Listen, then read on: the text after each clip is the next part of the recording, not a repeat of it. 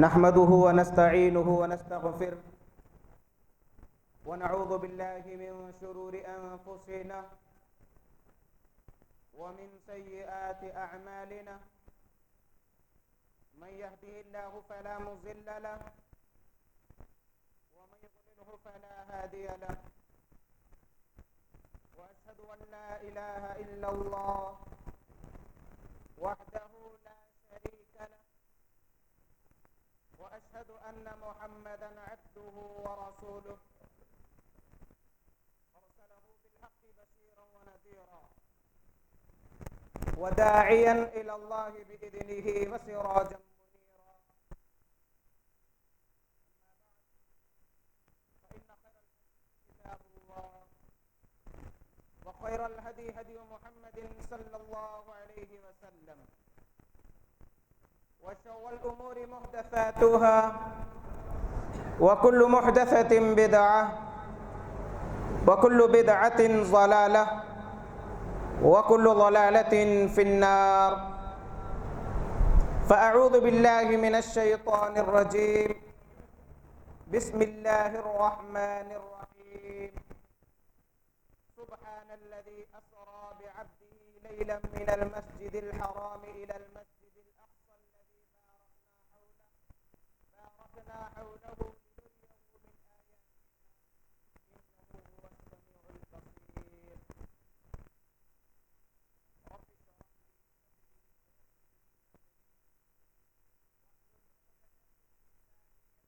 قولي ربي زدني علما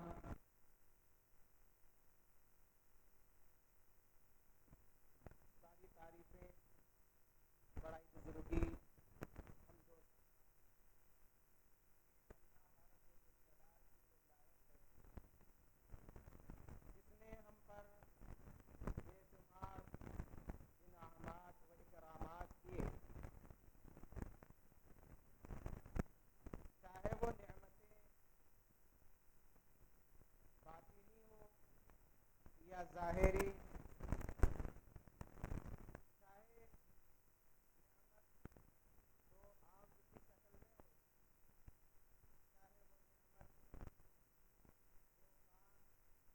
چاہے وہ نعمت سماعت کے لیے دیے گئے سننے کے لیے زبان چکھنے کے لیے دی گئی دو ہاتھ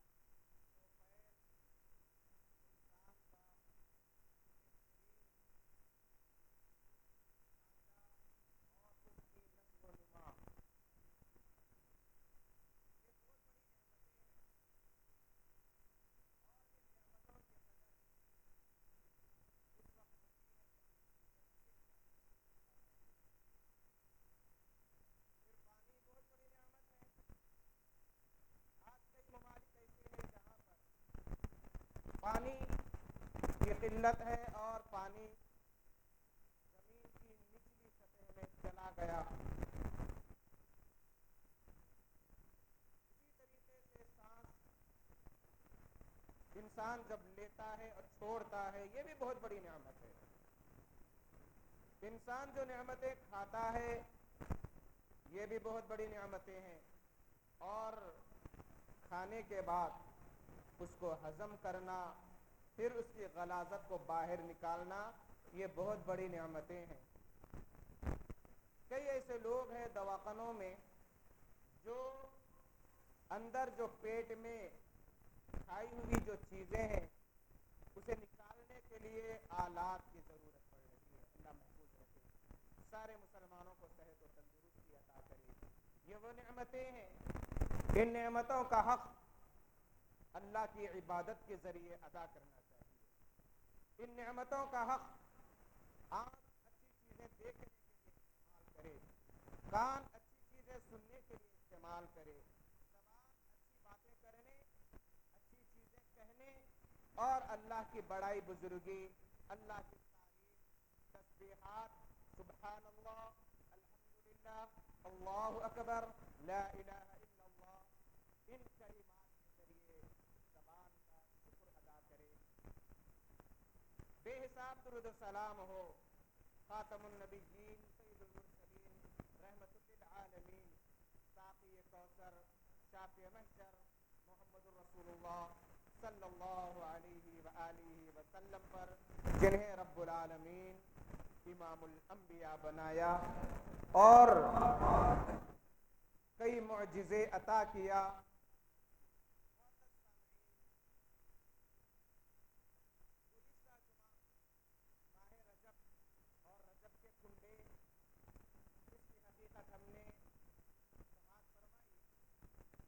آج کے جمعے میں انشاءاللہ اللہ رب العالمین کے توفیق سے واقعہ معراج کی حقیقت کے عنوان پر انشاءاللہ کچھ باتیں رکھنے کی کوشش کروں گا.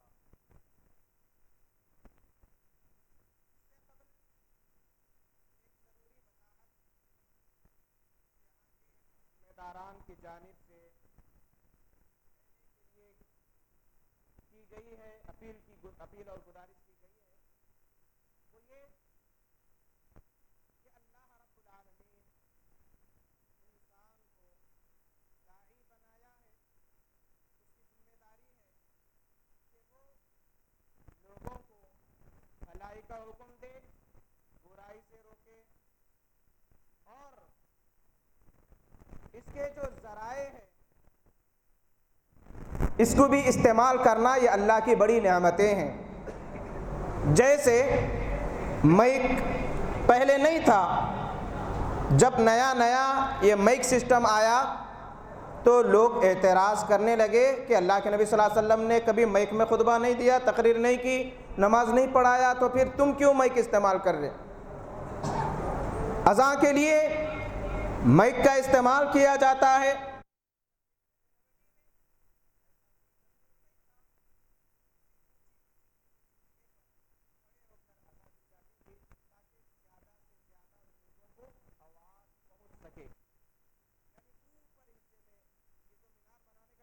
آیا اس کی ایک وجہ یہ بھی ہے کہ اونچی جگہ پر کھڑے ہو کر پکارا جائے, نماز کے لیے بلایا جائے تو لوگوں کو سننے میں سہولت ہو جاتی. اگر وہی چیز مسجد کے اندر بغیر مائک کے اذان دے تو مسجد کے باہر تک بھی آواز نہیں جاتی.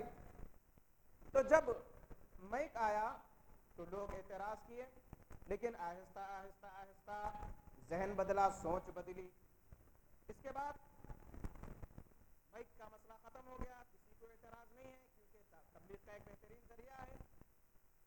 اور یہ جو ممبر جو ہے یہ بھی وہی ہے.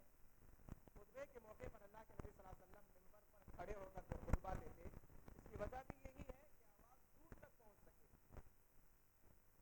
مائک کا مسئلہ ختم, اسپیکر کا مسئلہ ختم. اب یہ اللہ کی نعمت ہے, اسے غلط استعمال نہیں کرنا چاہیے.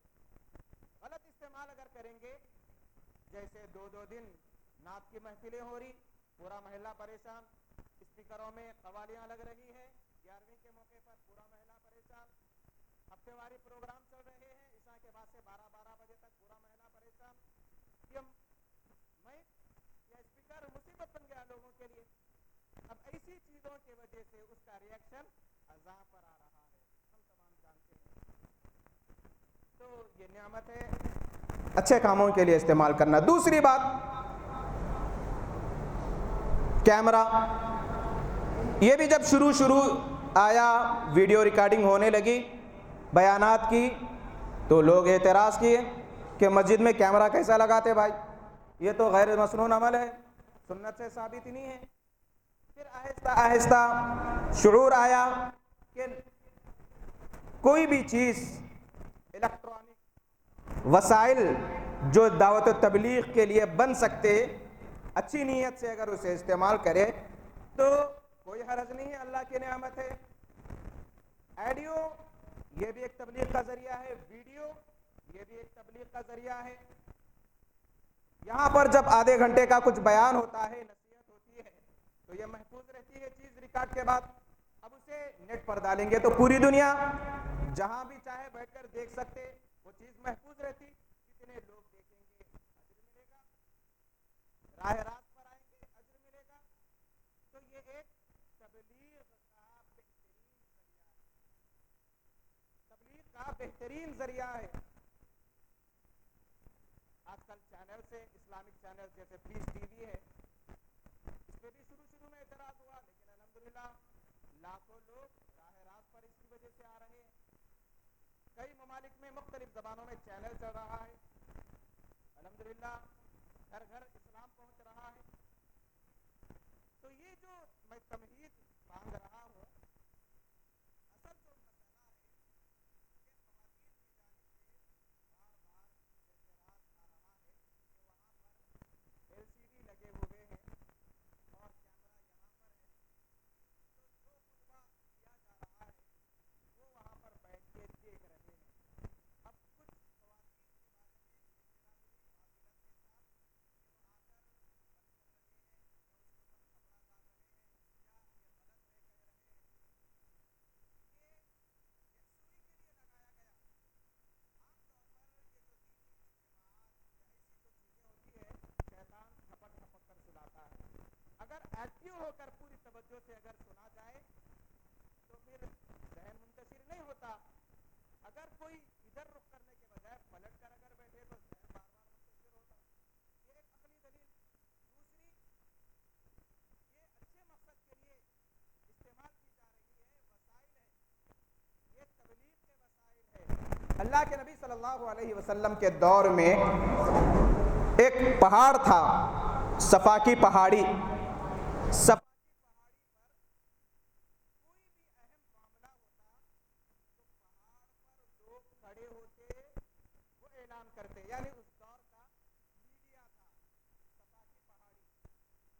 صفا کی پہاڑی اللہ کے نبی صلی اللہ علیہ وسلم کے دور کا میڈیا تھا۔ اللہ کے نبی صلی اللہ علیہ وسلم کو جب اللہ نے کہا لوگوں کو اپنے قریبی رشتے داروں کو ڈراؤ، تو اللہ کے نبی صلی اللہ علیہ وسلم پہاڑ پر کھڑے ہو گئے، اور وہ پہاڑ اہم خبروں کے لیے استعمال کیا جاتا تھا۔ اللہ کے نبی صلی اللہ علیہ وسلم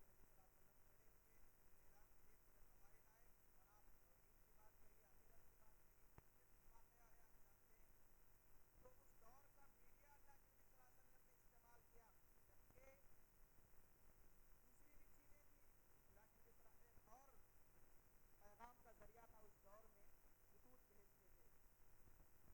خطوط کا رواج آج تو نہیں کے برابر یا کم ہو چکا، میسیجز آ گئے، واٹس ایپ آ گیا، چیٹنگ ہونے لگی اور ویڈیو کالنگ ہونے لگی۔ یہ ذرائع ہے، یہ ذرائع ہے، الیکٹرانک چیزیں۔ اگر یہ چیزیں اچھے مقصد کے لیے استعمال کی جائے تو نیکیاں ملے گی، اگر برے مقصد کے لیے استعمال کی جائے گی تو گناہ ملے گا۔ اگر واٹس ایپ کے ذریعے، یوٹیوب کے ذریعے، فیس بک کے ذریعے یا ٹی وی کے چینلز کے ذریعے اگر کوئی نیکیاں کما رہا ہے، دین سیکھ رہا ہے یا تبلیغ کر رہا ہے، اچھے مقصد کے لیے استعمال کر رہا تو جائز ہے۔ اگر عیاشی کے لیے، فحاشی کے لیے، وقت گزاری کے لیے، بے حیائی دیکھنے یا عام کرنے کے لیے اگر یہ چیزیں استعمال ہو رہی ہے تو ناجائز ہے، گناہ ہے۔ ایک چاقو یا تلوار، چاقو دو مقصدوں کے لیے استعمال کیا جاتا، گھر میں سبزی بھی کٹتی اس سے، جھگڑے میں گلا بھی کٹتا اس سے، تو کیا گلا کٹنے کی وجہ سے چاقو حرام ہے کہیں گے؟ یا چاقو جیس کے بارے میں ڈال دیں گے اندر کہ یہ کاروبار کرتا ہے؟ نہیں، اب استعمال کرنے والے کے اوپر ہے۔ تو یہاں پر جو LCD وغیرہ لگائے گئے یہ تبلیغ کے مقصد کے لیے لگائے گئے، اور تقریباً مساجد میں اس کا اہتمام ہوتا ہے۔ پہلے یہ چیزیں نہیں تھی، اب استعمال ہو رہی ہے۔ یہ بھی ایک وسائل تبلیغ ہے،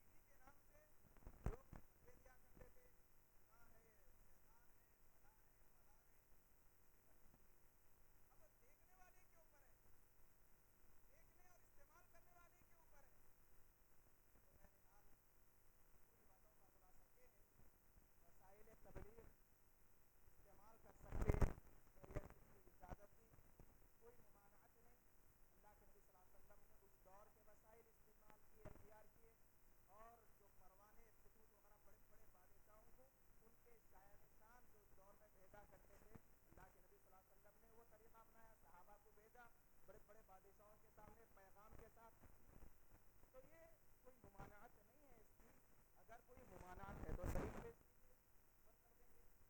تو بہرحال یہ ضروری وضاحت تھی کہ یہاں کے ذمہ داران کی جانب سے وضاحت کی اپیل اور گزارش کی گئی تھی۔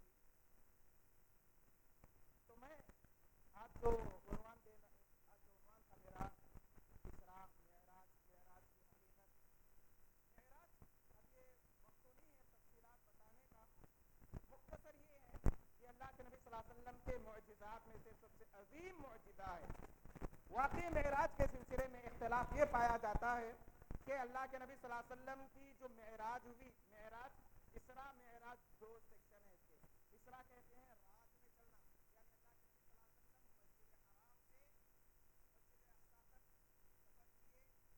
یعنی اللہ کے نبی صلی اللہ علیہ وسلم مسجد حرام سے مسجد اقصی تک سفر کیے براق پر، جو اس دور میں 40 راتیں 40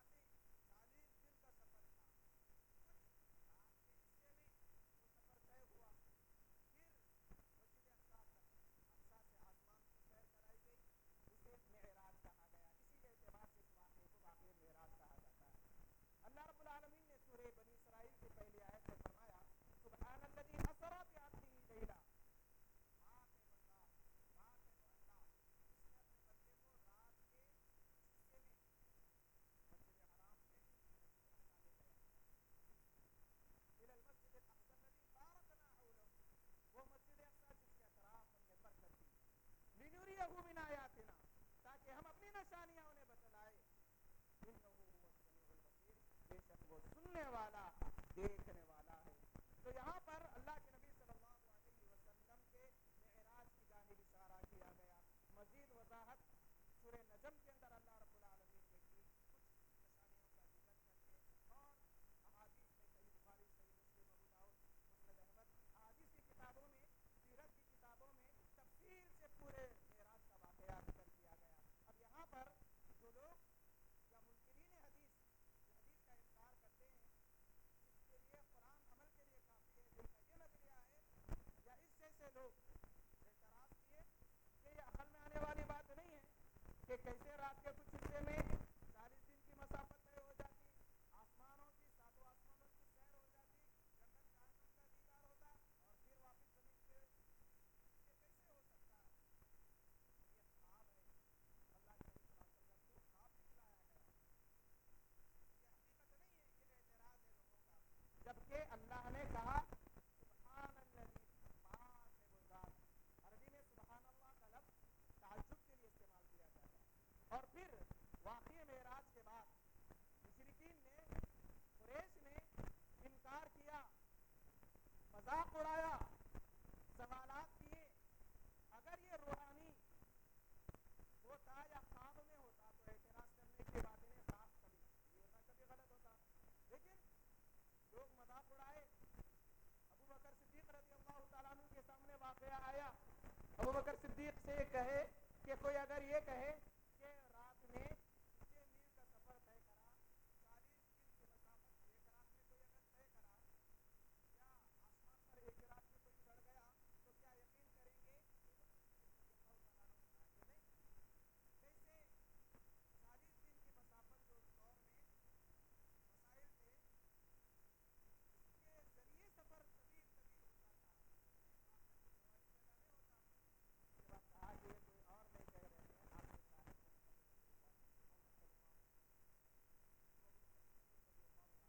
کہ اگر آپ کہہ رہے ہیں تو یہ کیا اس سے بڑی چیز بھی اگر ہے تو میں مانتا ہوں، تصدیق کرتا ہوں۔ اس کے بعد سے ابو بکر رضی اللہ تعالیٰ عنہ کے ساتھ صدیق کا لفظ آیا، تو معلوم ہوا یہ جسمانی تھا، معراج پورے جسم کے ساتھ، اور اللہ کے نبی صلی اللہ علیہ وسلم امتحانی کے مکان میں آرام فرما رہے ہیں، فرشتے آئے، اٹھائے اللہ کے نبی کو، حتیم کے پاس لے گئے، کعبۃ اللہ کے پاس، وہاں پر آپ کا سینہ چاک کیا گیا، اختصار کے ساتھ بتلا رہا ہوں میں کیونکہ وقت بھی مجھے اجازت نہیں دے رہا۔ سینہ چاک کیا گیا، یہاں سے لے کے یہاں تک پھاڑا گیا، اندر سے دل نکالا گیا، دل کو دھویا گیا زمزم کے پانی سے، ایمان و حکمت بھر دیا گیا، پھر سینہ جوڑ دیا گیا، جسے شق صدر کا واقعہ کہا جاتا ہے۔ سیرت میں 2-3 مرتبہ اللہ کے نبی صلی اللہ علیہ وسلم کے ساتھ یہ واقعہ پیش آیا، بچپن میں جبکہ آپ حلیمہ سعدیہ کے مکان میں تھے۔ تو بہرحال نبوت کے موقع پر، معراج کے موقع پر یہ واقعہ پیش آیا۔ پھر وہاں سے اللہ کے نبی صلی اللہ علیہ وسلم کے پاس ایک سواری لائی گئی جسے براق کہا جاتا ہے، اور براق ایسی سواری جو گدھے سے کچھ بڑی، خچر سے کچھ چھوٹی تھی، جس میں آسانی کے ساتھ بیٹھا جا سکے۔ لیکن لوگوں میں عجیب و غریب نظریہ یہ پایا جاتا ہے براق کے بارے میں، بعض پرانے گھروں میں، پرانے یا خریوں میں کچھ فوٹواں ہوتے براق کے نام کے، ایک بہترین چہرے والی عورت جس کے بال ہے، جس کے دو پر ہے، جو گھوڑے کی شکل میں ہے، جسے لوگ حقیقت سے دیکھتے ہیں، سنتے ہیں اور اسے براق سمجھتے ہیں۔ یہ براق نہیں ہے، یہ چائنوں کی نکالی ہوئی چیزیں ہیں۔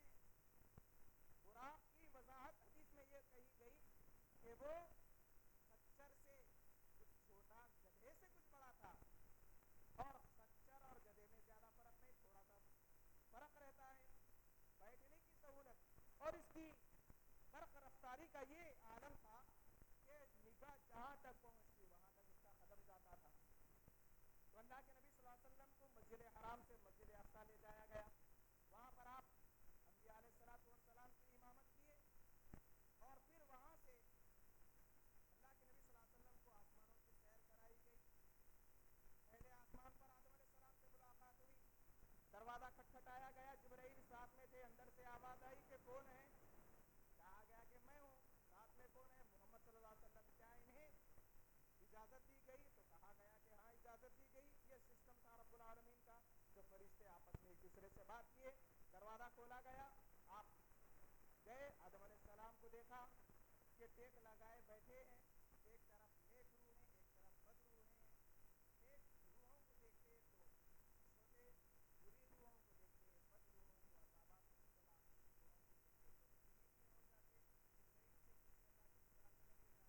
کہ یہ آدم علیہ السلام اور یہ ان کی اولاد ہے۔ نیک لوگ جو ان کے نیک اولاد کی دیکھ کر خوش ہوتے ہیں، بری اولاد کی جو اللہ کے عذابات میں مبتلا، جو بیماری ہے یا اس دور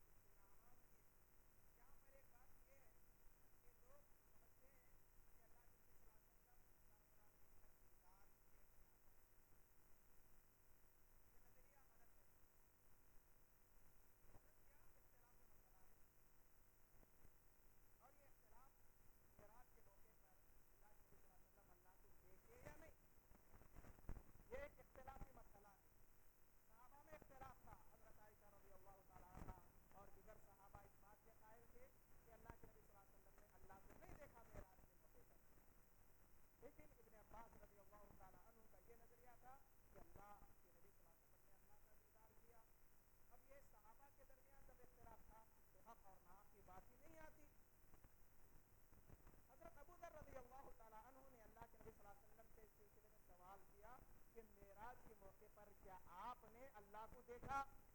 تو اللہ کے نبی صلی اللہ علیہ وسلم نے ایک جملہ فرمایا، نور انا اراہ. یہ لفظ کو سمجھنے میں لوگوں میں اختلاف ہے. نور انا اراہ،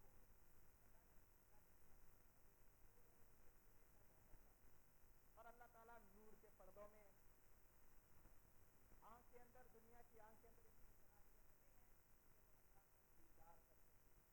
لیکن جنت میں اللہ تعالیٰ اپنا دیدار کروائیں گے. صحیح بخاری کے اندر وضاحت موجود ہے.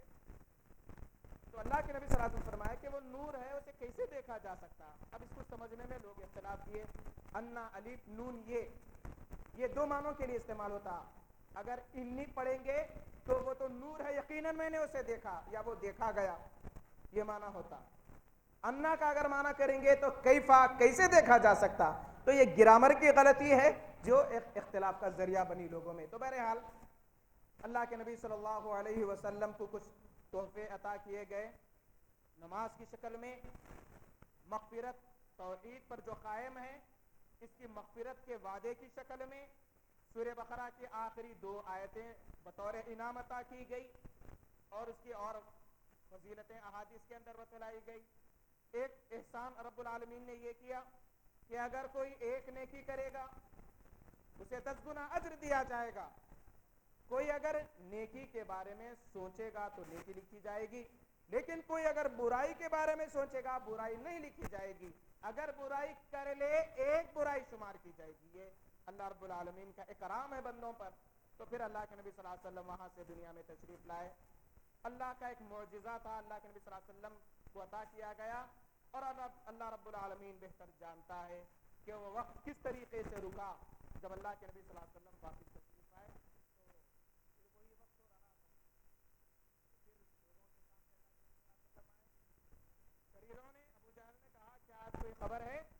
اللہ کے نبی صلی اللہ علیہ وسلم سوچ میں ہی تھے.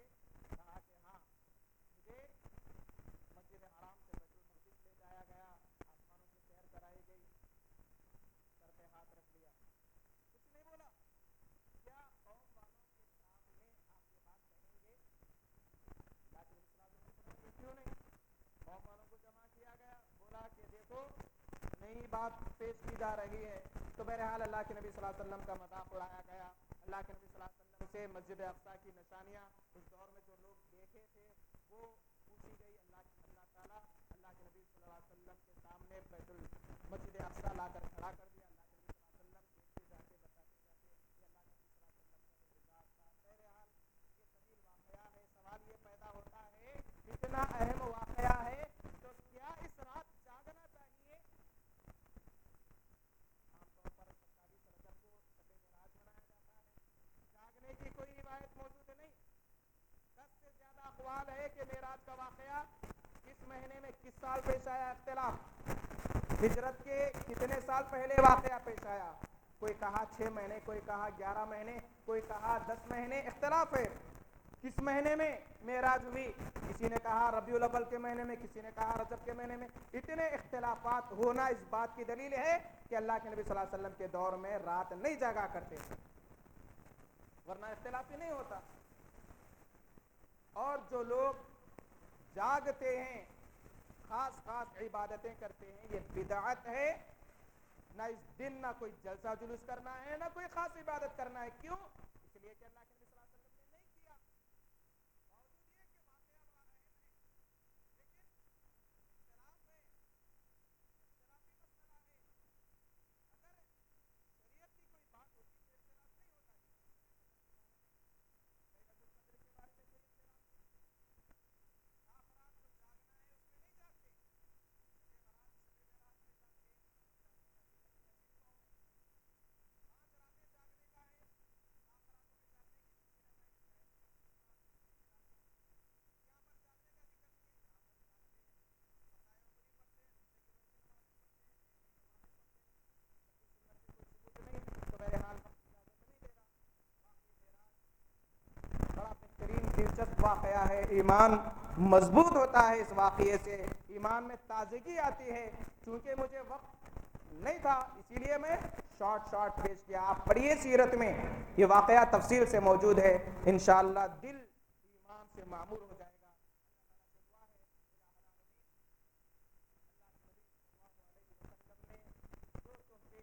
ہمیں عطا کیا نماز کی شکل میں، اس تحفے کو قبول کر کے مکمل طور پر عمل کرنے کی اللہ تعالیٰ توفیق عطا فرما۔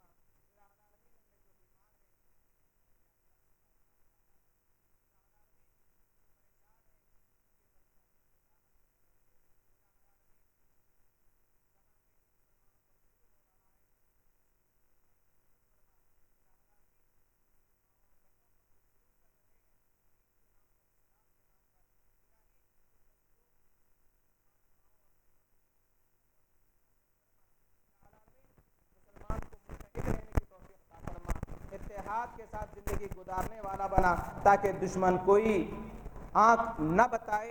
الہی مسلمانوں کو جوڑ دے، الہی مسلمانوں کو ایک بنا